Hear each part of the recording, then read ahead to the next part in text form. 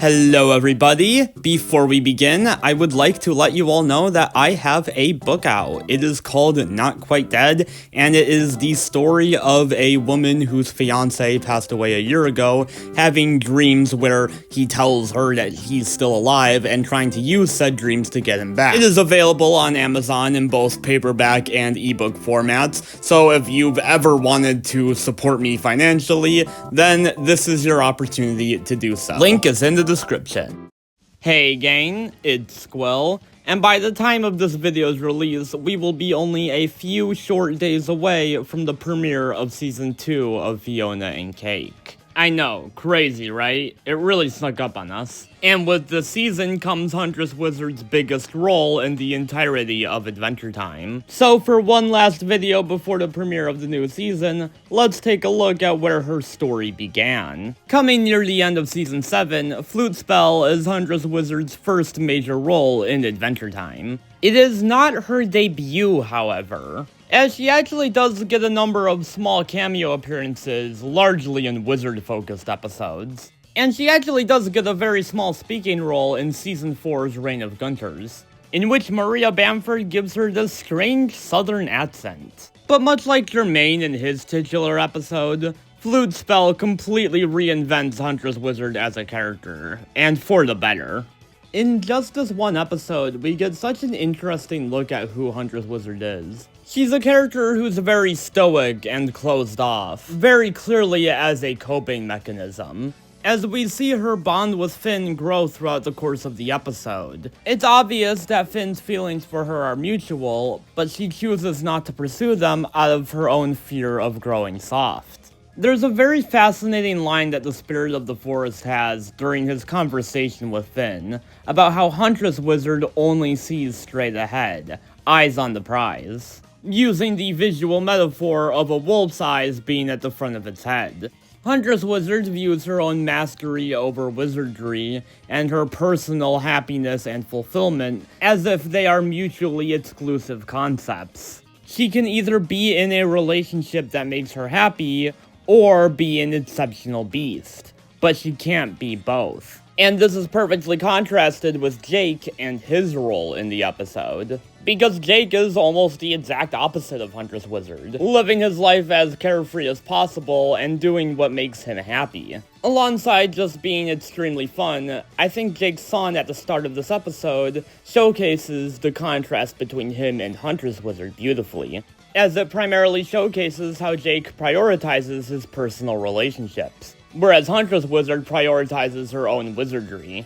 Going back to the wolf metaphor from before, I don't think Jake turning into a bird here was just supposed to be a cute reference to Food Chain. Where Huntress Wizard only sees straight ahead, Jake is capable of taking in all of his surroundings. And that leads us to Finn, who is sort of caught in the middle of these two philosophies, wanting to pursue a relationship with Huntress Wizard, but also understanding why she's so closed off and respecting her boundaries. Obviously, this episode is most known for what it does for Huntress Wizard and her dynamic with Finn, but I think this one is quietly a great episode for Finn and Jake's relationship. I love Jake acting as Finn's wingman here, it's so damn sweet. He definitely comes off as a little intrusive, but it all stems from his desire to see Finn happy. After seeing how low Finn went after his relationship with Flame Princess ended, it makes sense why Jake would be cautious when it comes to Finn's love life. The two get some really fun banter here as well. I really love how this episode portrays Finn and his approach to relationships. It's clear that he's learned a lot from his relationship with Flame Princess. There, he was very controlling and ended up hurting her in the process. And it's a good character growth that Finn is respecting Huntress Wizard's boundaries, but he almost goes too far in the opposite direction here, burying his feelings for Huntress Wizard out of fear of hurting her. You get it, Finn obviously doesn't want to ruin another relationship. But a part of having a healthy relationship, both romantically and platonically, is being emotionally honest with the other person. This whole final conversation between Finn, Huntress Wizard, and the Spirit of the Forest is just so damn good.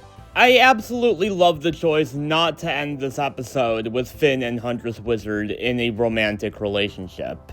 They're both clearly just not ready for it, Finn is still a little hung up over Flame Princess, and Huntress Wizard is afraid of how being in a relationship will change her. Instead, the two just have an honest and mature conversation about the way they feel, leaving things open to explore a potential romantic relationship between the two in the future, but not clearly defining their relationship with any specific labels. Really love how open-ended it is, over whether or not Finn actually agrees with what Huntress Wizard says about exceptional beasts not being able to fall in love. It almost doesn't really matter whether or not Finn actually agrees with this, because the point is that he's respecting Huntress Wizard's choice and not pushing her into a relationship that she doesn't necessarily want to be in. Finn probably leans somewhere in the middle of Jake and Huntress Wizard's philosophies. He clearly values his personal relationships, but also sees how said relationships can hurt both himself and others.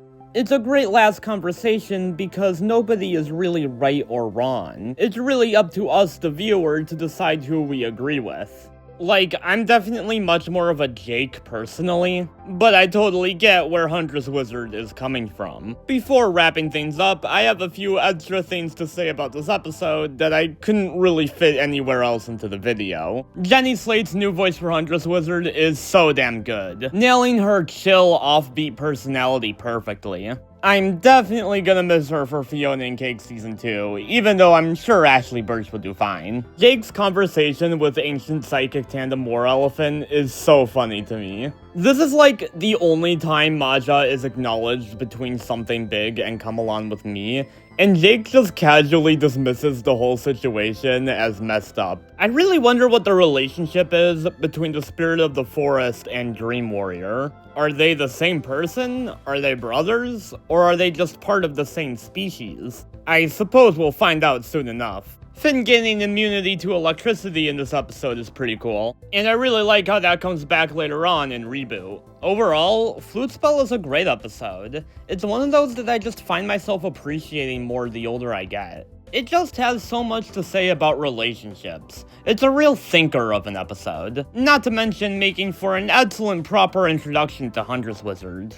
I love this episode, and y'all probably do too. So with that, please let me know what your thoughts on this episode are in the comments, and stay tuned to the channel, because very soon we will have some new Adventure Time to talk about. Y'all better believe that I am very excited. Have a good one, and Squill out.